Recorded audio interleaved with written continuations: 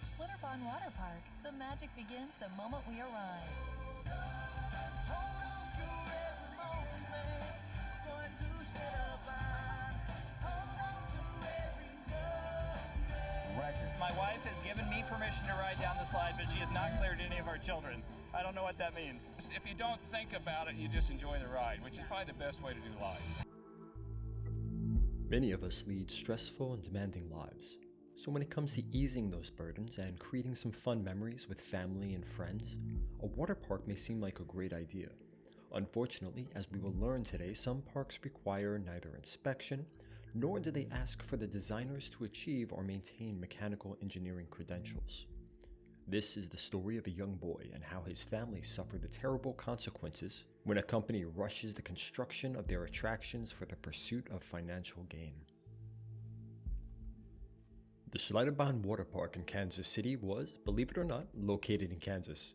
It was opened on July 15, 2009, and the land development was comprised of almost 400 acres, with $750 million allocated to construction. 40 acres of that development was dedicated to the water park, which would initially consist of a dozen water attractions, several restaurants, and 2 shops. The vision for the water park never fully materialized due to financial issues and the economic recession stalling progress. In an effort to revitalize interest, ambitious plans were drawn up for the most intense new attraction they could imagine, the world's tallest and fastest water slide. The designers responsible for this financially motivated travesty was water park co-owner Jeff Henry, along with a senior designer by the name of John Shuley. Incredibly, construction was forced through in order to coincide with a reality TV show that was scheduled to shoot that summer. The project was named Verruckt, the German word for insane. The hastily completed waterslide consisted of a 3-person raft which was perched 168 feet in the air. Once released, the riders would plunge 17 stories down the chute, gaining speeds in excess of 70 miles an hour, building up enough momentum to drive the patrons 5 stories up a steep incline before the raft and the riders inside came to a gradual stop. For reference, the starting platform was taller than Niagara Falls. For some people, this apparently sounds like fun. To me, it is an unimaginable, panic-inducing nightmare, but to each their own. 2 years after completion of the slide, in August of 2016, 10-year-old Caleb Schwab, his father, mother, 3 siblings crowded into the family car to spend the day at Schlitterbahn Water Park. Schlitterbahn Park offered free entry for the elected state officials once every year, and since Caleb's father, Scott, was a state legislator, it seemed like a great opportunity to forge loving and fun memories with his family. Even from a distance, it wasn't difficult to spot the toweringly imposing Verruckt waterslide, and due to its record-holding status, it quickly drew Caleb and his family in. Caleb and his brother Nathan rushed to wait in line. Their father, Scott, unknowingly spoke his final words to his son, "Brothers stick together." In a morbid twist of irony, the 2 brothers were split up to reach the appropriate weight requirements for the raft. Nathan took the first trip down, with his little brother meant to follow after. In the next raft, Caleb was seated with 2 young girls who he didn't know. Plunging down the water slide, reaching speeds in excess of 70 miles an hour, the raft reached the bottom with far too much momentum. And as it rose back up to take the next arc, the raft and its occupants went airborne. Unimaginably, Caleb's brother Nathan watched on as Caleb was launched into one of the protective nets that were meant to keep riders from falling off the edge of the slide. At the reckless speed the boy was traveling, the netting structure and its support hoops were about as dangerous as simply plunging over the edge and hitting the concrete. Caleb was decapitated by one of the support hoops, and his body traveled the rest of the way down the slide. Poor Nathan ran in a fit of horror to find a park attendant yelling, "I just watched my little brother die because of your water slide." Caleb's parents rushed to the scene, but were restrained by park officials and other park goers as emergency authorities were dispatched.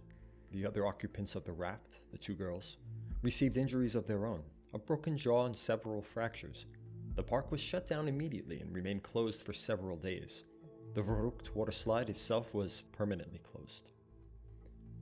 In the ensuing investigation, it soon became clear just how dangerous the Verruckt waterslide attraction was. It was discovered that the ride itself had actually been torn down and rebuilt because in its initial realization, the velocities the raft achieved as it traveled down the waterslide were entirely uncontrollable.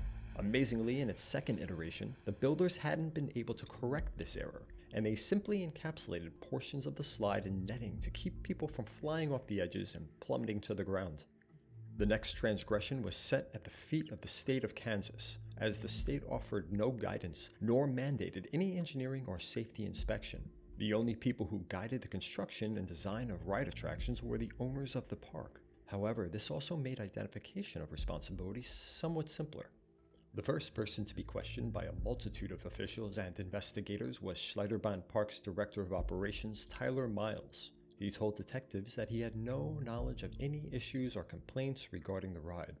However, upon reviewing park files, at least 11 people registered injuries sustained between 2014 and 2016. These injuries were generally consistent with the trauma that young Caleb experienced when he came into contact with the netting, making it apparent that the park was aware of specific faults and had an opportunity to remedy these faults.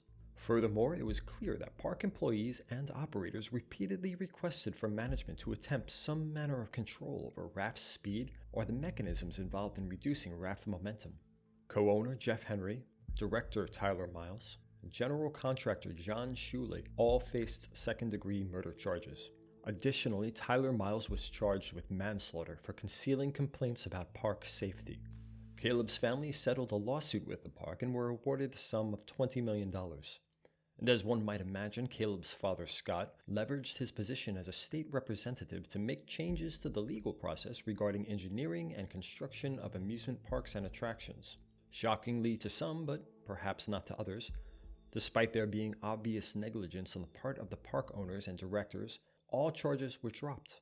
Judge Robert Burns ruled that the defendants did not violate the law, as there were no laws in place to regulate amusement park attractions. He said, "The state's expert witness repeatedly referred to engineering standards that were not required under Kansas law at the time Verruckt was constructed, and that the same expert improperly referred to another death that occurred at Schlitterbahn Water Park in Texas in 2013. Quite simply, these defendants were not afforded due process, protections, and fundamental fairness Kansas City law requires." Caleb was honored at a public ceremony attended to by not only the members of his family, but many friends, his baseball team, and members of the community seeking to support the grieving family. It might be difficult to imagine how the charges could have been dropped, but I suppose that one must acknowledge that laws are highly structured mandates that must be adhered to in very specific ways to prevent potential abuses and misinterpretations. However, it is no replacement for the more abstract concepts of human decency and the respect for the repercussions of one's negligent actions.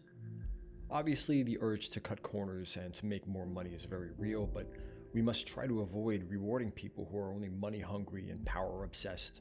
It's just so sad to see others suffer so a small few can profit.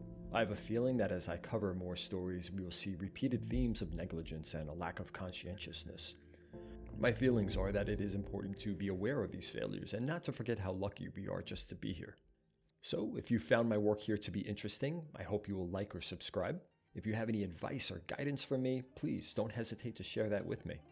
Thank you for listening and stay safe, everyone.